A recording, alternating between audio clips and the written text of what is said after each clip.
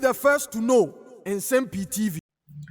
Meno kasei ene Parliament House atimu ayedeye pa enye asamketwa na owura Afenyo Markins atimu akire NDC parliamentarians ni na say eba Ghana mrana ewo MPP fo ho na eni wo mu ho atiefo bekaya na nsenya enadom kese no etrekata ekoma the immediate past governor of Bank of Ghana owura Dr. NX Agdesen say Bank of Ghana new office fefefe no mosino womra ana womra na omebisabisa Nsem-Pii efa ho sikasem ho enu na owura Afenyo Markins eja woni mumra ede emra na to waka che speaker say sa dwumadie na dom kese ne pese omoye no wo munhweyi na omomfa emra na parliament ede invite you bi no emfafa so wo monye ne say omo ba atra bi na wo matimi abo atra akofre no abra enye emra kwan so na wo munyisu emra no emfamfre no obusua ensema ekoso enne abra owura Afenyo Markins watimu kasa na dom kese no a wo mo ebu mo so monye dom kese no aka wo nsa gu mo chi na wo mo hwe wo nanim to na wodi ye che ho no yenkwae abla owura Afenyo Markins wodi ensem no emra no egu ho na wo kire die nti a wo say Parliament House efa emra no so ansana owura NX Agdesen MPP amayeko no etimu amana ababedru efi ho abusua yenkwatie mra yeba Nsem-Pii TV say dada yene no ensem hodo egu kun so no the besan e aka ye na tifo ho. Mr. Speaker, the Deputy Minority Whip has raised an important preliminary issue, and I would want to add my voice to the issue he has raised. First of all, we know how, as a house and through our practice, constitutional bodies are invited to brief us. I am fully aware that in the 8th Parliament, some issues regarding BOG and its head office were raised. I was not at the business committee meeting, but I was fully briefed by the chief whip, and he indicated that the leader of the house indicated that the governor will have to come and brief us on the issue of the costs of the new BOG building. I found it very strange. As a result of that, I reached out to the leader himself to inquire what has really necessitated this. Well, his view was that because the matter came up, he feels that there must be a finality to it. So, Speaker, in principle, we must all stand for accountability, and I am for it. I'm not against the request by the leader of government business to bring a finality to a matter that gained national attention. Mr. Speaker, however, the majority leader himself is on record to have always been urging upon us to rely on the rules of procedure, the practice of this House in guiding our deliberations.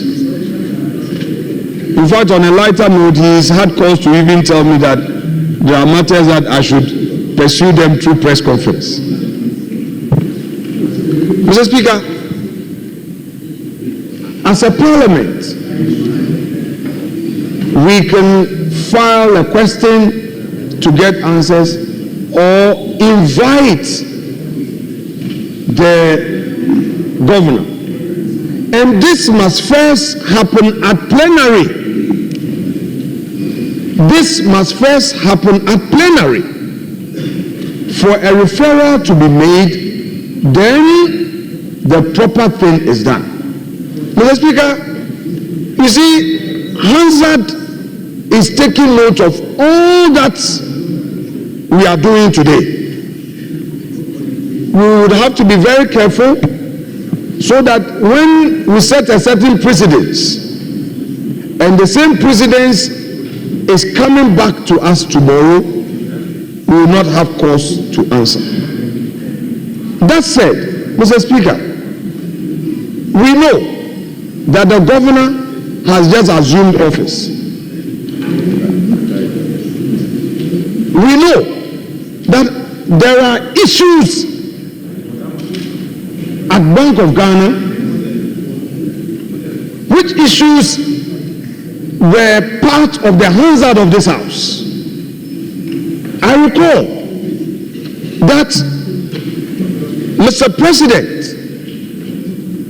in 2015 SONA had raised issues of poor supervision of Bank of Ghana in our banking sector. The governor today was a deputy governor then. Are we picking and choosing which matters we want the governor to brief us on? Mr. Speaker, with the greatest respect, I'm happy seeing Dr. Siama himself here. He should not, Mr. Governor, don't make yourself a tool for a political football, because, Mr. Speaker, the role that the governor of the central bank plays is very critical on the economy of this country. I do not want to be doing politics with the office of the governor. Mr. Speaker, the majority must know that the path they want us to go is not good for the economy, is not good for our country. Mr. Speaker,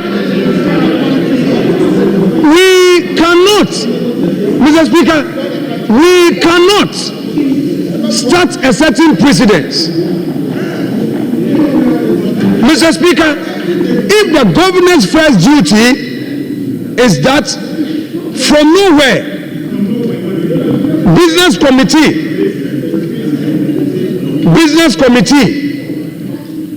is now through the chairman comes to the business committee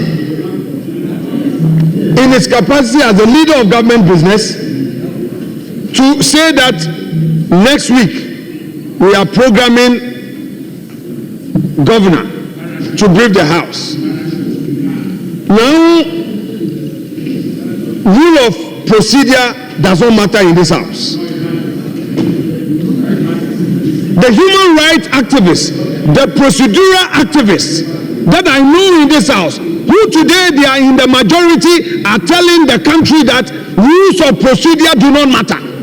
That is what we are hearing from respected lawyers whose names I don't want to mention.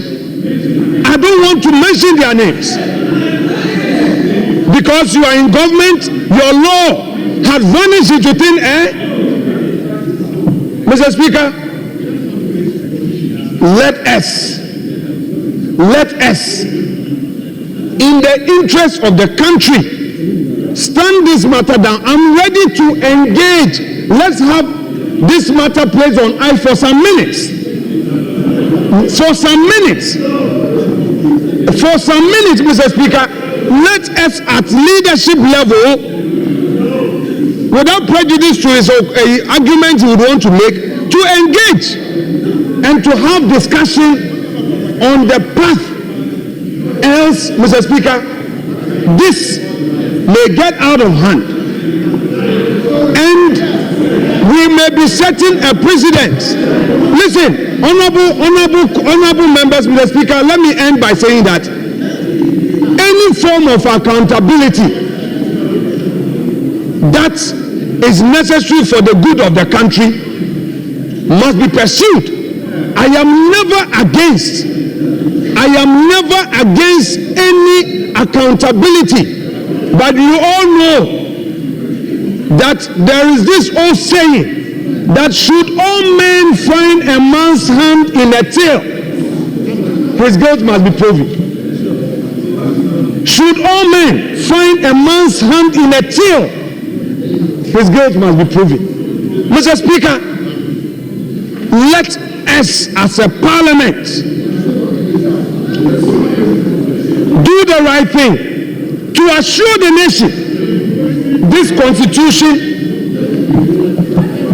carries with it some promises. Our job as a house is to ensure that these promises contained in the constitution are realized. We should do it through rules of procedure and observing prudence. Mr. Speaker, I end my case. Thank you very much.